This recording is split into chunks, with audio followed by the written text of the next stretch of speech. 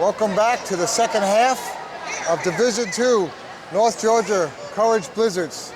And we are at a 1-0 game here. The Blizzards are ahead, and I'm joined with Chris Mulholland is doing the color for me. And Chris is, we're going to talk more about refereeing because that's your specialty. And you know this sport as well as anybody, but you've been involved on an international level of working on the rule changes, which have really changed as we started talking during the halftime about how the game is a lot more gentler than it was because of the new rules. Well, it used to, it formerly looked more like a version of football or rugby. And this game now is really more what the beautiful game is what it's called in the outdoor world.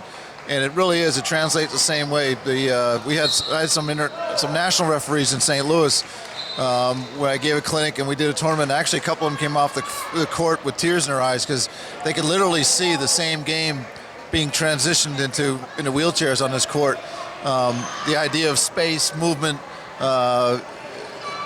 passing, all these other things, those are the same things in the outdoor world. And they could anticipate what was going to happen just because of the experience from the outdoor field, and that's what's so much fun. It is. And it's funny how many of the players follow soccer, regular soccer. They're just tuned in to it, like on that level because they see themselves as soccer players. Well, they're athletes, and in fact, it's really funny. My son used to follow me around all over the place that I was doing. Oh, here he goes. Michaela Powers in for the first time, number 48. Throwing with Peter Winslow. But my son would follow me around to different soccer games, but he was really more interested in the food and the environment. Well, now that he's playing, he's watches every soccer match on TV, so he's really into the whole sport. Yeah, we got to see Kevin earlier, and we want to get him to do a game with me, perhaps. It'd be fun. Oh, shot! Oh, what a beautiful shot by Peter. That almost found the hole. But that was a great save by the goalkeeper. It would have been in that. That was a great save, too. We saw, by the way, earlier, that's a shot like that sneak its way in, shot by Antonio Hernandez. He just whacked one right in. Yeah. Caught the goalie sleeping. So they made another switch. They put Mr. Riley Johnson, I think, in the goal. And they took their original goalie and they put Nathan Meyer. He's out there on the court there on the right side. So they did a little switch. Nathan Meyer, by the way, is from Big Lake, Minnesota. How do you like that? Big Lake. Speaking of lakes, I'll just put a plug in for my favorite team. They won last night. Oh, the Lakers are originally from Minnesota. The Lakers lost last night. Yes, they did. So my team is the Boston Celtics. Oh, okay. Well, and I was having fun with all the California teams. I tend to. Well, that was a nice play because that changes the whole where the game's being played from. So even though the Courage retains control, gets control of the ball, it's down in their defensive zone. Yep. And sometimes teams capitalize on that, right? They do. In fact, I've seen the ball in and out of play working its way down the field.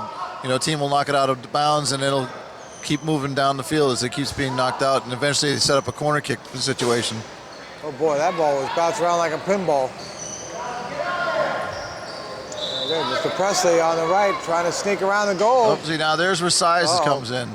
We were talking about earlier. So Justin Presley's got a big body and a big chair, and he can move that ball through. They just moved the goal a little bit.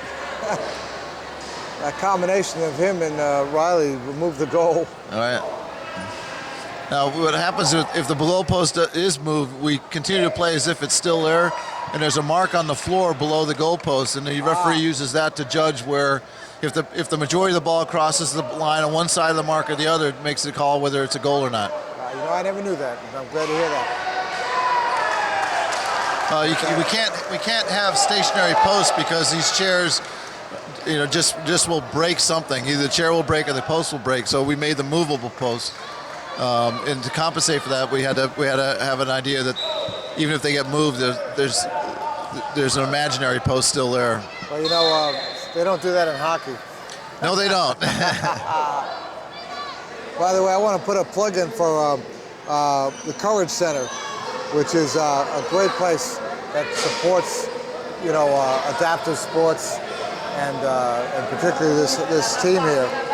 And Bob Feely is the manager there and working on that. He did a great job with this. And look at this. Here comes a one-on-one. Riley Johnson to block it. Look at this pressure. Oh, boy, Riley did pull that one. Now that whole play was set up by the referee, who waved off his assistant referee by making the determination that the ball had not completely crossed the sideline, and that created that space for him to move down the field and almost create a goal-scoring opportunity. So it's the times when the referee doesn't blow the whistle that actually creates some of the exciting moments in the match. That's true. I never thought of that, but you're right.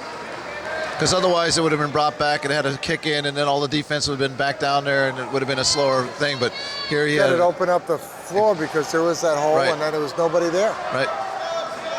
Well, I'll tell you what, you got to give some hand for the Dandria there. We have a call. I'm not sure what. It's a timeout. No, he's the Eagles have called a timeout. And remember, Mobility for Kids sponsoring this.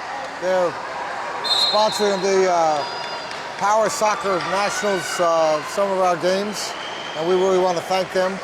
And I really want to recommend that if you have any connection to a kid who's with a disability and you want to find the perfect opportunity for them to have some fun stuff to do, go to mobility4kids.com. And look at that, they're out there. Dandria doing a good job on defense there. But we want to thank them. They really, and part of the reason why we had this be one of the games that they were sponsoring is because how many kids there are on the floor. Okay.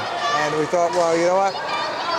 These are the kids who'd love to be out there on something like that, you know? 15 feet! 15 and there are kids watching this who are going to be watching. Right, we're trying to get it set up for here. A little bit of a corner kick here. Blizzards with another opportunity, and this is where a lot of goals get scored. I mean, not Blizzard, but the Eagles with their first opportunity, and a shot blocked, and back to another corner kick. Corner kick.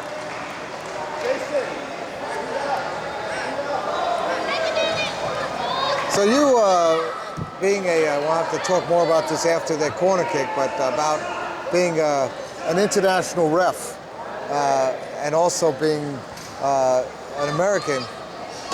Look at that shot, another good block. And this time it goes the other way. I think this is slipping down on you, sorry about that. Finally we're gonna get a chance to clear it out, but how was it going to Japan, seeing the US team, knowing that you had to be totally neutral, but yet on the other hand, I'm sure there's a part of you was rooting for the U.S. Oh, I've been boasting about that ever since it happened. You know, the U.S. on the outdoor world is not one of the premier teams that you'd expect to win the World Cup, like Italy or Germany or something along those lines. But or South America, Brazil, Argentina, Brazil, etc. And so it was real exciting to see. You know, the U.S. national team in power soccer has really picked up the skill and the talent, and to turn it on the French, especially, who were the reigning international team at that point, was a lot of fun to watch. I mean, it was the most exciting game. It was back and forth. Ended up having to go into overtime, shots on penalty mark. I mean, you couldn't have asked for a more picture-perfect ending. There's little Robert Keck with the ball. Colin Camp to block. Oh, some more contact. Who was that on? Yeah, number 12 on the Courage backed up into the player, and so he's the one that creates that situation. So he needs to sometimes be careful when you.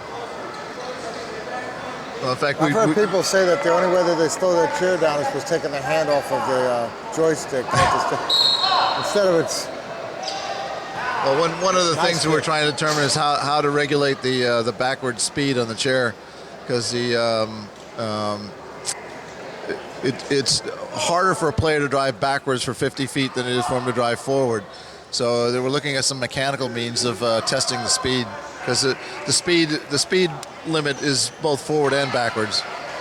Only it's just impractical right now to do it backwards to test it. And they don't have anything in terms of allow to be able to put mirrors so people who cannot turn their head around can look. Because some people can have the ability and Right. some people can't. Right. That's an advantage. They ever talked about allowing mirrors of some sort? In fact, there has been some discussion about that, and I think that was it's a player's call at that point if they want to put a mirror on there. In fact, at one point there was a player who had a video camera on the back of his chair with a little screen in front of him that he could be able to see, kind of like when you have some of those new SUVs. Oh, well, that ball Ran all the way down there, out of play. I don't know how far, where it actually went out. It looks like it went out more over here. Let's see where they bring it in. Oh, he's taking it down pretty far. Yeah, because the ball had not completely crossed the line until it went way down the length of the field. That was a good move by Deandra. She, like I mentioned, she came to Tampa to work with Elio Navarro, and Elio and Jesse had been there and done helped do a power soccer clinic at the Minneapolis during the summer of last year, and met a lot of these Courage players and worked with them on their skills, and they are thrilled as anything to see how well they've come along. Oh, it's just so fun to see how power soccer has grown all the way around the country, and to have a hand in having that development, it's got to be a lot of fun. Oh, look at that opportunity! All the way through, and nobody touched Peter it. did not get a share on it, and he could have had probably a great shot on goal there. But what you say? And from 1 minute to the next, now we're on the other side, you know? Oh, and there's another break going the other direction. Now, I don't want to miss to talk about, we had Junior Mamea talk with us earlier, and he's involved with their leadership training for the state of Minneapolis for students, children with disabilities. It's an incredible program. And quite a few of the players out here on this Courage team are in this leadership training program. So I think that's neat to see.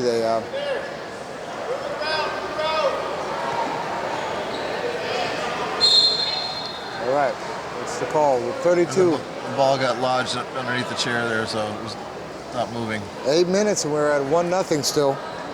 And I think we're just going to see who we have on that. Nicholas Brown is in that training, and so is Deandra Bardell. Both of those are in that training. I'm sure there's more. But great idea. Get kids to understand what leadership's about. You can't ask for better, right?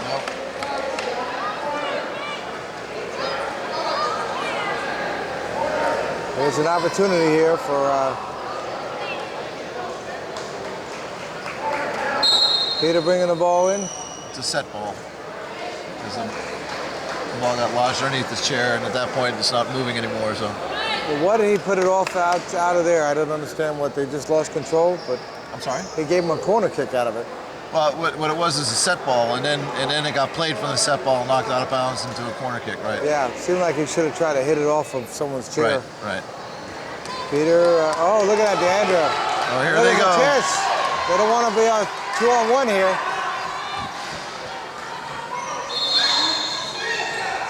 Shot. Oh, nice D. Almost found the hole, Peter. A lot of pressure here. Oh, shot! Goal! Goal scored.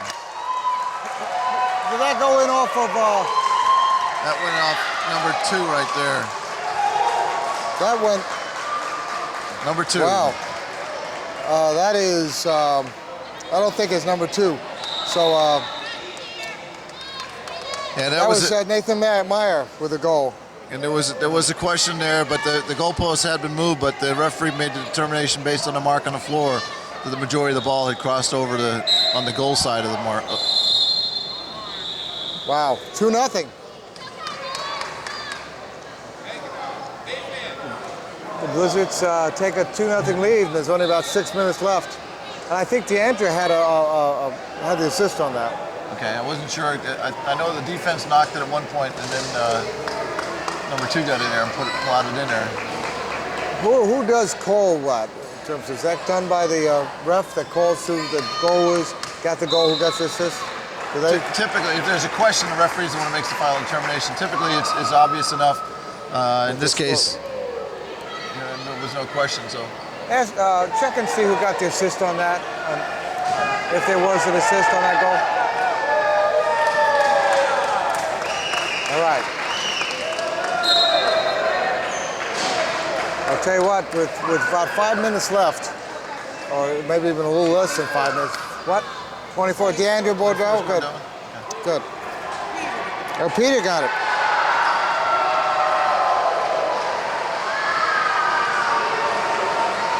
Okay, Peter wins though.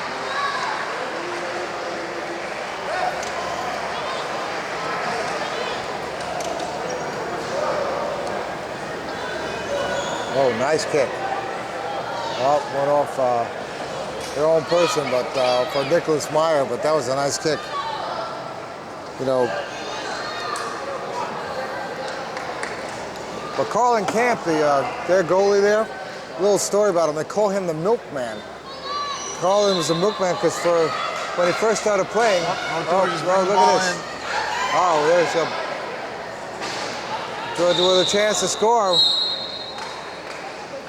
There was a 2-on-1. The two Georgia players were involved there. Too close to the ball. How close is it for it's a 2-on-1? 3 meters. Okay. So just about 10 feet. So if you spread out, you're okay. Right. But the whole idea is because this game is a two-dimensional sport, we don't have the three-dimensional. It lends itself to really clogging up the game if too many players get too close to one another. So we created an artificiality of having a 3-meter zone around the ball where you could only have one player from each team, so it's a series of one-on-ones. But as you notice, in this sport, a lot of these players are really savvy, and it's a series of one-on-ones, one player driving in, one player driving out. And it's really a judgment by the referee as to whether that second player, if he's in there, is interfering with play, actively involved in the play. Because if he's there but not doing anything and not interfering with another player's ability, then there's no reason to blow the whistle. So. All right, nice hit out there. And that one off the chair of Mr. Presley. And so, not Presley, Mr. I don't know who that is. That's Gregory. All right. Blizzard trying to keep the pressure on at the other end so that they don't have a chance to score on them. There's got about 3 minutes left, a little under 3 minutes. And here's a chance. Brian Farmer, he loses control. Couldn't control it. But Tyler Farmer, he's been playing for about a year. He's 11 years old and got good court sense out there. But he didn't have it that time. What can you say? Well, that's the one thing when you have a speed limit on the chair. If the ball goes faster, you can't catch up to it. And that's what happened here. Yeah. Peter puts the ball out, pass to DeAndre, back to Peter. Oh.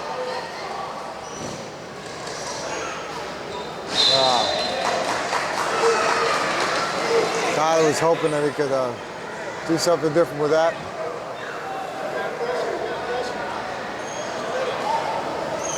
You see a lot of parents. Uh-oh, here we go.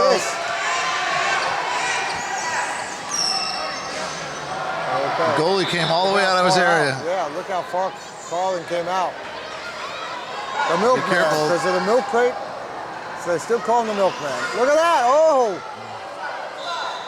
Look at her perseverance. His perseverance.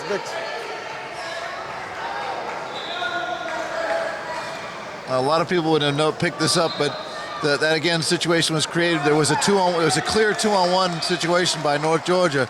The referee decided to let it go, and it created the space. Once he cleared the two players, all of a sudden he had a clear shot towards goal. So in a case where you might have a 2-on-1 going the other direction, where it might end up stopping a play when the team might have a chance to score. Oh, here comes an opportunity. Look at this. Goal! There it is. Almost at the buzzer there. And that was Mr. Farmer there that got that goal, right? Look how excited he is. Tyler Farmer with a goal. Number 7. And that makes it we're about at the end of the game here. We're going to have to start picking out somebody, unless we see something amazing, probably going to pick out somebody from the Courage to be the player of the game. But it's not over yet, is it? No, I'm not. Now we're in that kind of unknown time that exists, huh? That's called limbo, or it's called the extra Twilight time. Zone. The Twilight Zone. Extra time. See, this is the unique thing about soccer compared to other sports, because nobody knows what the length of time is. You have to play all the way through. You can't sit back and just sort of kill the ball. Well, look at this. Here's Here an we go opportunity. again. Here comes North Georgia, an opportunity. If they tie it up. Tie it up. Trying to get in there. Everybody's come down. They brought their goalie down.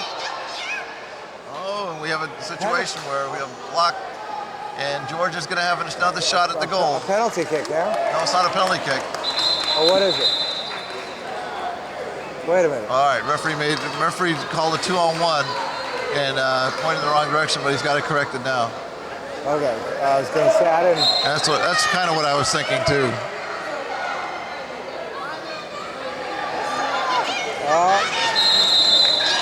And that's the game. End of the game. At the end of the game, the Courage Blizzard with a 2-1 win over the North Georgia Screamin' Eagle, but that was a good ending there. Right. And it looked like there was a chance for a tie game there. And then what, do we have a little bit of overtime action if that would happen? We had extra time added, yep. So all right, let's talk about who we want to call as the player of the game from the Blizzard. We saw some good play going. As far as the goal scoring, we had a goal scored by Peter Winslow and a goal scored by Nathan Meyer. And Nathan Meyer was in the goal for a while and it came out. And he did a great job in goal. DeAndrew was great. Who would you say? Who do you? My personal, I think, was Peter Winslow, because he was involved in several key plays where, even though he scored the one goal, but he set up some other plays as well. So to me, he was the player of the match. Well, let's give it to him. You know, he's a new player, and let's talk about a future, player for the U.S. team. Peter.